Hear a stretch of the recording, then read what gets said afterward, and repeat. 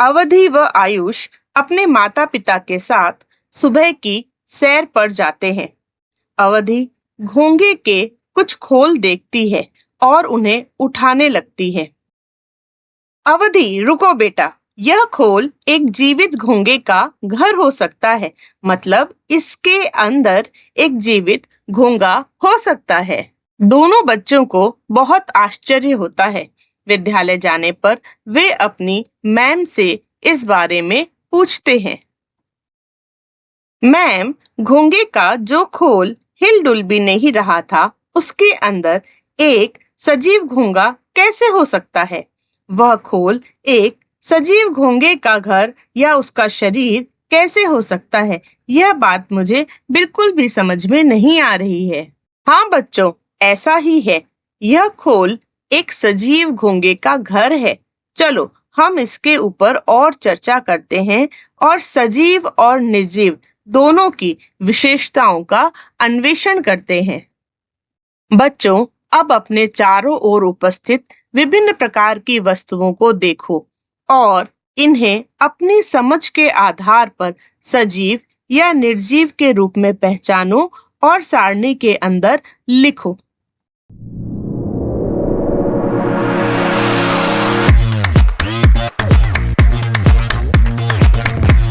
बहुत अच्छा बच्चों, आप सबने बिल्कुल सही अनुमान लगाया है।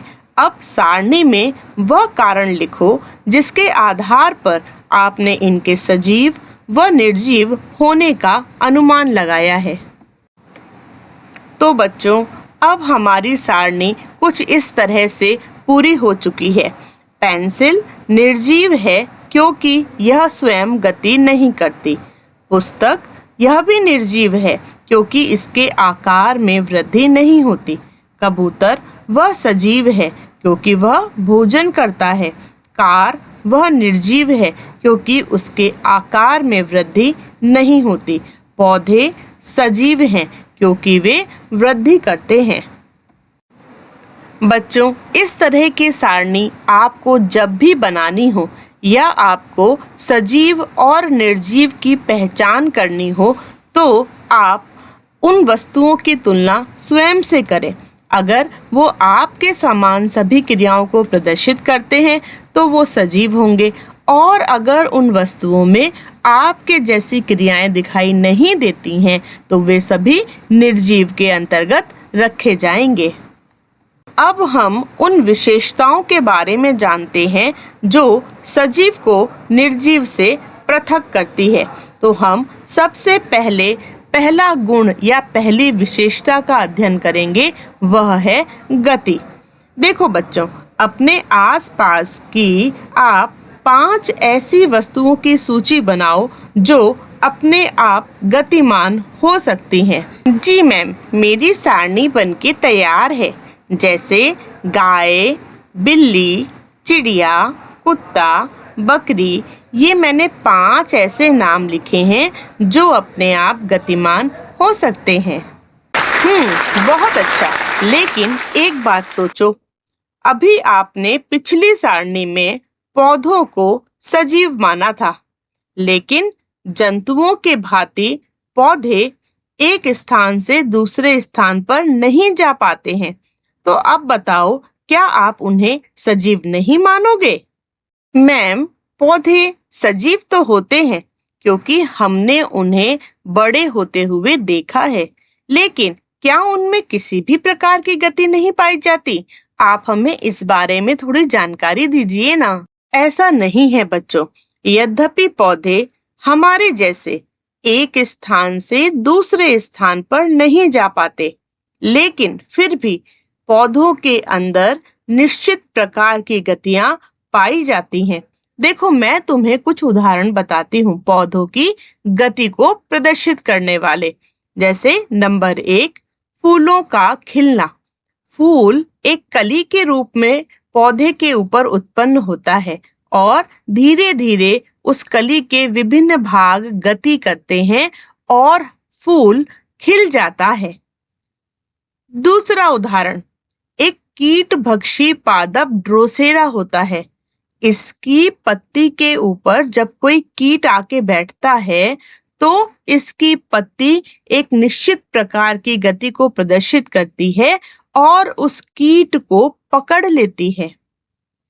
तीसरा उदाहरण एक आरोही लता का।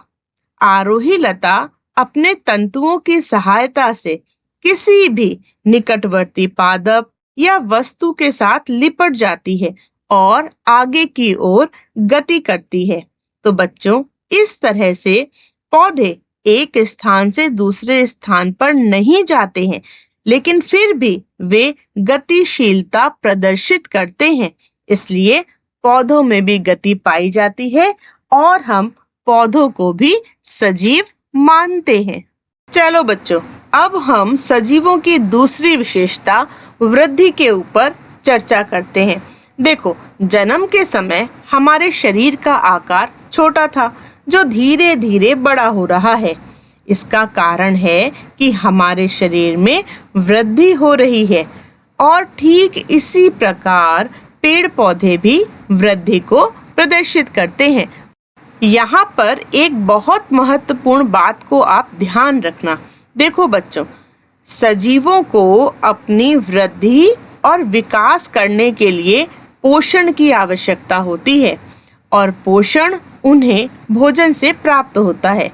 अब आप 5 ऐसे जंतुओं की सूची बनाइए जिन्हें वृद्धि के लिए भोजन यानी कि पोषण की आवश्यकता होती है। चलो तो फटाफट एक सूची बना दो।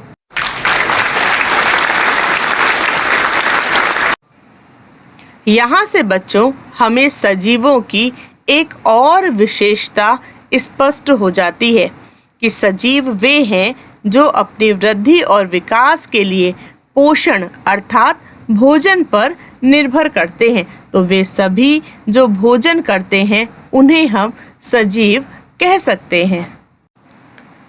चलो बच्चों, अब हम सजीवों की तीसरी विशेषता यानी कि श्वसन पर चर्चा करेंगे। देखो बच्चों, श्वसन एक लंबी प्रक्रिया होती है और इसका पहला भाग होता है श्वास लेना। जब हम श्वास अंदर खींचते हैं तो वायु बाहर से हमारे शरीर में आती है और जब हम श्वास बाहर निकालते हैं तो वायु शरीर से बाहर निकल जाती है। एक बार वायु को अंदर लेना और एक बार वायु को बाहर निकालना एक श्वास कहलाता है।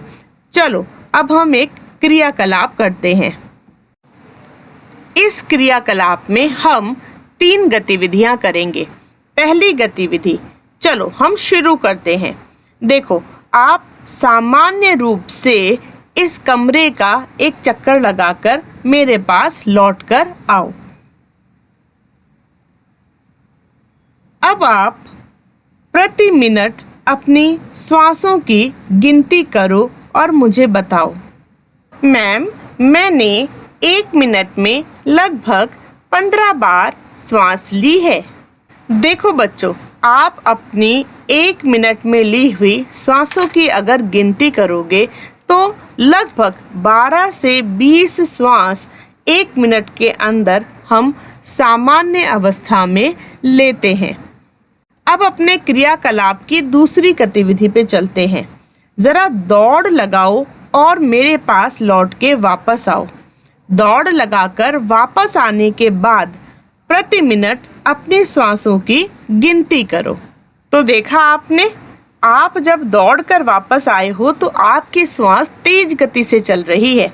जरा श्वासों की गिनती करो तो तुम पाओगे कि तुम्हारी श्वास लगभग 40 से 60 बार 1 मिनट के अंदर चल रही है।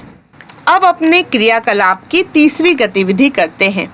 मैं एक गाना चला रही हूँ और आप इस गाने के ऊपर जरा 2 मिनट पूरी मस्ती के साथ में डांस करें।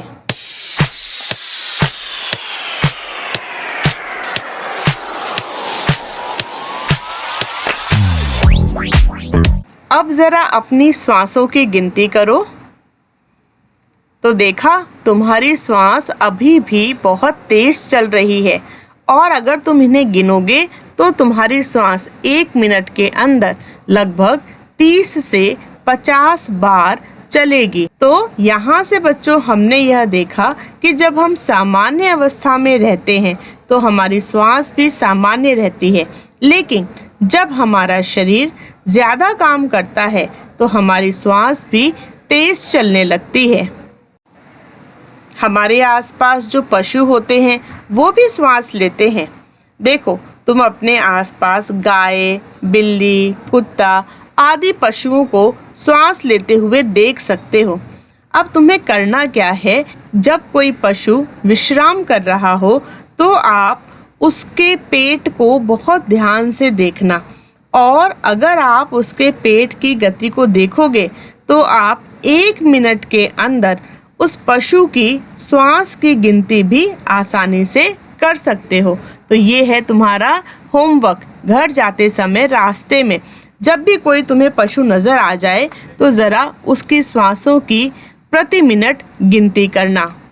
मैम, पौधे भी तो सजीव हैं, क्या पौधे भी श्वसन क्रिया करते हैं? हाँ बच्चों, पौधे की पत्तियों की सतह पर छोटे छोटे छिद्र होते हैं जिनको रंध्र कहा जाता है। इनकी सहायता से पौधे वायु को अंदर लेते हैं और बाहर निकालते हैं। तो आया समझ में? चाहे जंतु हो या पौधे, सभी सजीव श्वसन करते हैं। बच्चों, आज के इस वीडियो में हमने सजीवों की 3 विशेषताओं के बारे में जानकारी एकत्र करी। सजीवों की 3 अन्य विशेषताओं को हम अगले भाग में जानेंगे। नमस्कार।